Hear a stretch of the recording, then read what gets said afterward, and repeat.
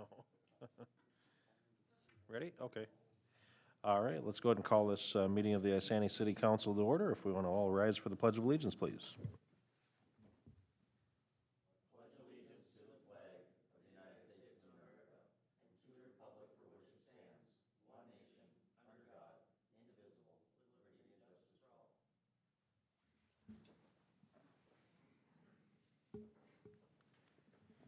Doing roll call, we have all council members present. Is there any public comment this evening? All right, we'll move on to adopting the agenda. Do we have any agenda modifications?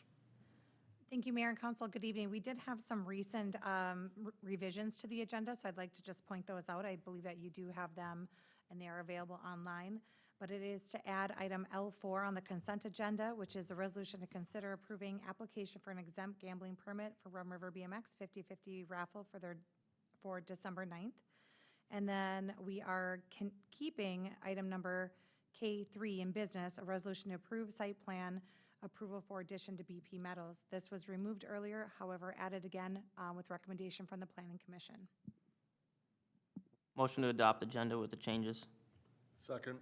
I have a motion from Councilman Merrill and a second from Councilman Heeman. All in favor, say aye. Aye. All opposed, same sign. Motion carries 4-0. For proclamations here, we have Breast Cancer Awareness Month for the month of October, and I'll go ahead and read this proclamation now. Whereas breast cancer is the most common invasive cancer in women across every racial and ethnic group in Minnesota, and whereas nationally more than 168,000 women and an unknown number of men are living with metastatic breast cancer, a devastating stage of breast cancer that occurs when cancer spreads beyond the breast to other parts of the body, including the bones, lungs, liver, and brain, and whereas, due in part to a lack of awareness, men are generally diagnosed with breast cancer at a later stage than women, which affects prognosis and treatment, and whereas currently no cure exists for metastatic breast cancer, and many of those with metastatic breast cancer pursue treatment with the goal of extending the best quality of life possible, and whereas through research and advocacy, advances have been made in the fight against breast cancer, including an increased rate of early detection and a high 5-year relative survival of nearly 93% in Minnesota. And whereas the month of October is designated as Breast Cancer Awareness Month to promote education and awareness, as well as to honor those who have lost their lives to breast cancer and support those currently fighting it. Now therefore, I, James Gordon, Mayor of Isani, do hereby proclaim October 2023 as Breast Cancer Awareness Month.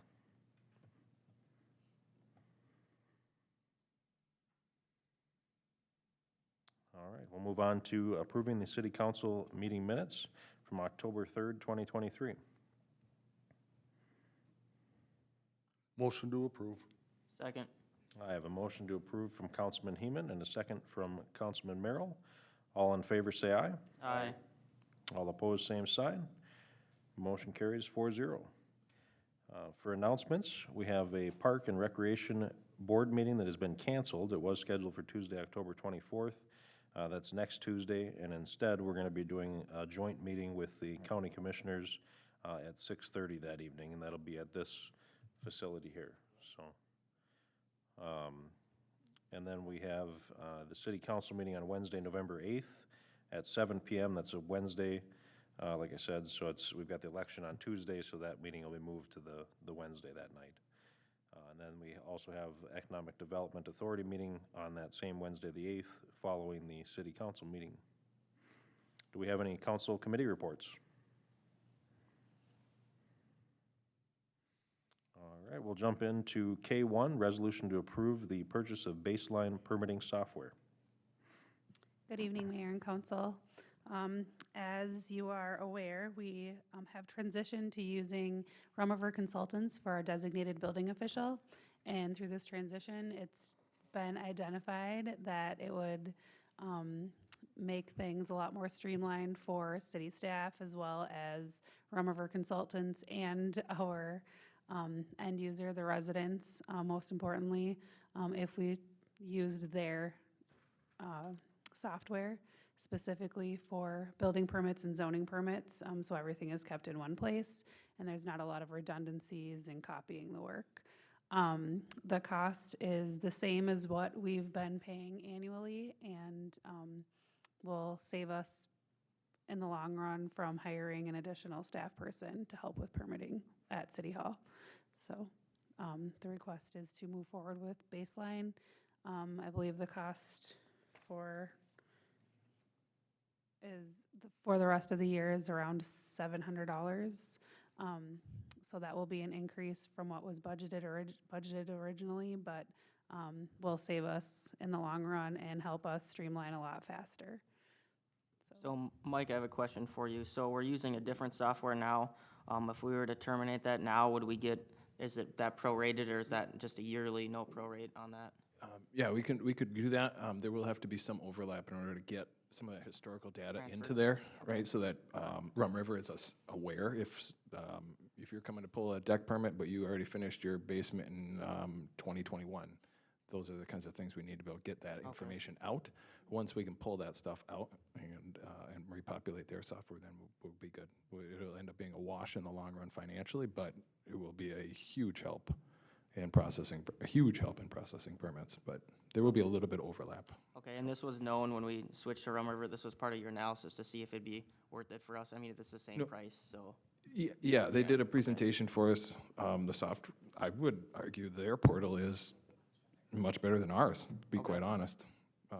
Just is, Okay. yeah. That was gonna be my next question too, was, we've got it integrated kind of in our website right now. Will they be able to do that as well, or will you Yes, send people it'll to a actually link, be or- more streamlined, I Okay. think you'll see. 'Cause ours now has a lot of problems. since- Yes, yeah. so we've had a lot of issues, and the nice thing is that they're local, so they'll be on it. I mean, it impacts them just as much as it impacts us when it goes down. So we've heard very good things from other users. It's built by the user, so to say that. Motion to approve. So one quick question. If we end up going away from Rum River, can we still use this software? Do Yes. other agencies use this software as well? Yes, that Okay. is an option to purchase this software separately. Okay. I'll second that motion. All right, I have a motion from Councilman Lundin and a second from Councilman Merrill. All in favor, say aye. Aye. All opposed, same sign. Motion carries 4-0. Moving on to K2, resolution to consider the sale of city-owned land Outlot F, Villages on the Rum, 3rd edition. Good evening again. Right now, you're seeing a resolution to allow for the sale of a city-owned land, Outlot F, and Villages on the Rum. The city currently owns, what is it? 13. We keep adding more because we keep finding more as we do the searches. So we're at 13 outlots within this Legacy Pines and Villages on the Rum additions. Usually these are platted as easements within the development plat, but these were platted as outlots. And so right now, the city is required to mow all of them, as is required by all of our property owners who own vacant land within the city. So our goal as a staff would be to do this to all of the outlots that we don't need. And we just happen to have a new homeowner that is adjacent to one of these properties who requested to see if he could purchase it right after we had the conversation internally. And so this is our first chance to do this. It's something all staff, including Public Services Director Matt Sylvester, is very excited because it does take them a lot of time throughout the summer to maintain these parcels. In the long term, we believe the $100 that we're selling the parcels for will be worth it. So I have very little information in front of me on that. I clearly see the highlighted lots, but Which how one? wide are they? How long Yeah. are they? They- Is there any land mass? they vary in width and length, but most of them are about 10 feet wide. They're just strips of land of 10 feet. A lot of them have a storm pipe. I believe one has a water pipe underneath them. One has nothing. It was intended for a water line years ago, but we'll never have one.